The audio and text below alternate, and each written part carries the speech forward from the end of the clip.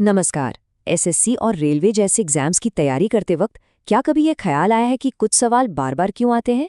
ये सिर्फ random GK questions नहीं होते, इनमें एक पैटर्न छुपा होता है। तो आज हम इसी कोड को क्रैक करने वाले हैं। इन पैटर्न्स को समझेंगे ताकि तैयारी स्मार्ट हो, हार्ड नहीं। तो चलिए शुरू करते हैं। तो सबसे बड़ा सवाल यही है कि ये एग्जाम क्वेश्चंस आखिर बताते क्या हैं। देखिए, ये सिर्फ तारीखें और नाम रटने का खेल नहीं है। ये समझने की बात है कि क्यों नेशनल प्राइड, हिस्ट्री और ग्लोबल अवेयरनेस जैसे टॉपिक्स को इतनी इंपॉर्टेंस दी जाती है। चलिए साथ मिलकर इन छुपे हुए थीम्स को अनकवर करते हैं। तो सबसे पहले बात करते हैं साइंटिफिक और टेक्नोलॉजिकल माइलस्टोन्स की। देखिए, ये सवाल सिर्फ फैक्ट्स नहीं पूछते, ये भारत के एम्बिशन और सेल्फ रिलायंस की कहानी कहते हैं। डिफेंस से लेकर स्पेस एक्सप्लोरेशन तक ये सारी अचीवमेंट्स हमारे नेशनल प्राइड का हिस्सा हैं और इसीलिए एग्जाम्स में इन पर इतना जोर दिया जाता है। तो चलिए सीधा पहले सवाल पर आते हैं। डीआरडीओ यानी defence research and development organisation Bharat की मिलिट्री टेक्नोलॉजी का पावर हाउस है। पर इसकी शुरुआत हुई कब थी? इसका फॉर्मेशन ईयर भारत की डिफेंस में सेल्फ रिलायंस की जर्नी का एक बहुत बड़ा मोमेंट है। जरा सोचिए, क्या हो सकता है सही जवाब? और सही जवाब है 1958।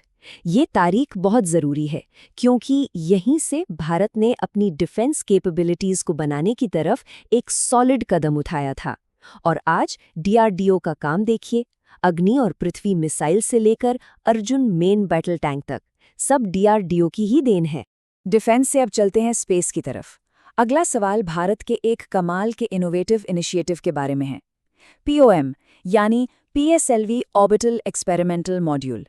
ये एक रॉकेट के यूज्ड स्टेज को स्पेस में एक साइंटिफिक लैब की तरह रीयूज करता है। कितना ब्रिलियंट आइडिया है ना? तो सवाल यह है कि इसके पीछे कौन सा ऑर्गेनाइजेशन है?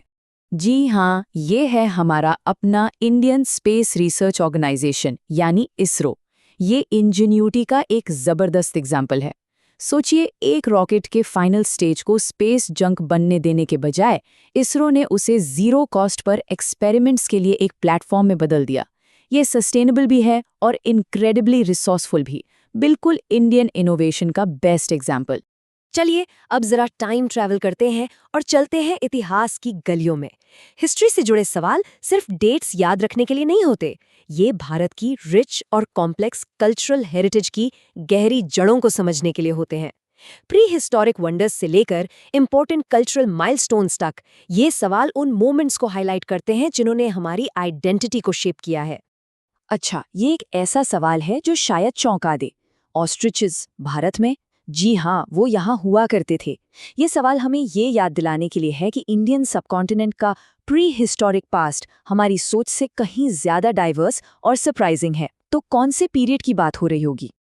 बिलीव इट और नॉट, जवाब है पेलियोलिथिक एज यानी पुरापाषाण युग। महाराष्ट्र जैसी जगहों पर शुतुरमुर्ग के अंडे के छिलके मिले हैं, जो इस बात का पक्का सबूत है कि ये बड़े बड़े पक्षी कभी यहाँ घूमा करते थे। ये भारत के इतिहास की इनक्रेडिबल डेप्थ और डाइवर्सिटी को दिखाता है।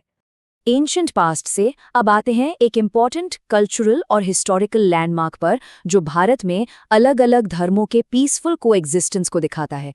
बात हो रही है भारत की सबसे पहली मस्जिद की। इसका नाम और लोकेशन क्या हो सकते हैं? सही जवाब है केरल की चेरामन जुमा मस्जिद। ये सिर्फ एक पूजा की जगह नहीं है, ये उससे कहीं बढ़कर है। ये अरब दुनिया के साथ भारत के एंशिएंट ट्रेड रिलेशंस का एक जीता जागता सबूत है। ये हमें याद दिलाता है कि भारत सदियों से कल्चर्स का मेल्टिंग पॉट रहा है। तो चलिए अब आते हैं मॉडर्न इंडिया पर।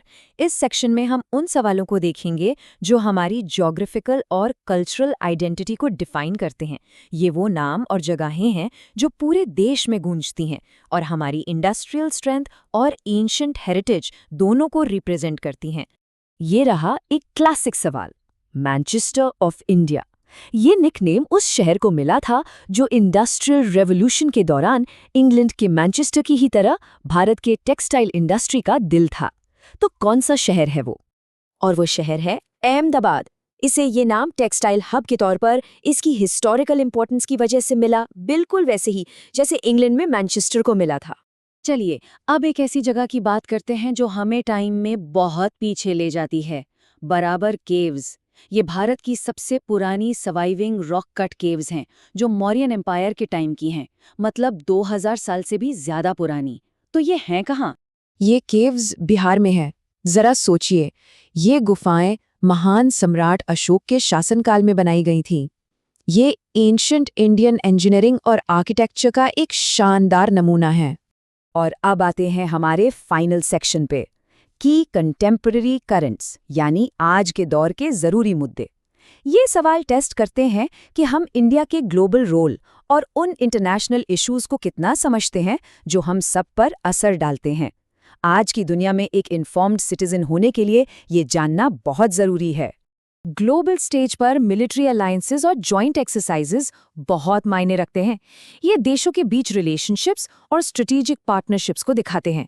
2021 में इंडिया और रशिया ने एक बड़ी जॉइंट मिलिट्री एक्सरसाइज की थी। क्या नाम था उसका? इसका जवाब है इंदिरा 2021।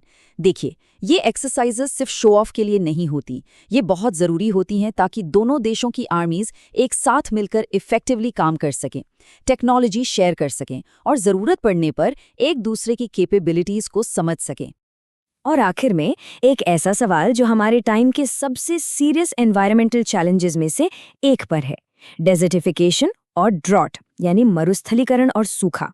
इनसे दुनिया भर में लाखों लोग अफेक्ट होते हैं। इस इशू पर अवेयरनेस बढ़ाने के लिए एक वर्ल्ड डे डेडिकेट किया गया है।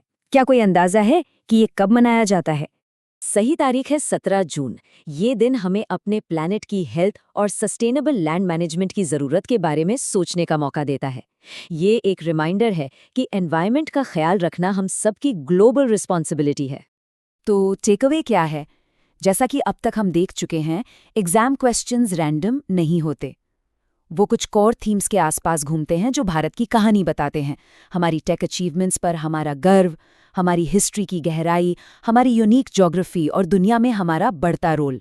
जब हम इन पैटर्न्स को समझ लेते हैं तो हम सिर्फ फैक्ट्स नहीं रट रहे होते, हम एक स्ट्रैटेजिस्ट की तरह स्टडी कर रहे होते हैं। तो आखिर में बस यही एक सवाल उठता है, इन पैटर्न्स को समझना सिर्फ एग्जाम पास करने के लिए नहीं है, ये उन वैल्यूज़ को समझने के बारे में है जो भारत को एक नेशन के तौर पर डिफाइन करती हैं। ये नॉलेज न सिर्फ स्टडी में काम आती है, बल्कि एक एंगेज्ड और इन्फॉर्म्ड सिटीजन के तौर पर भविष्य के लिए भी तैयार करती है।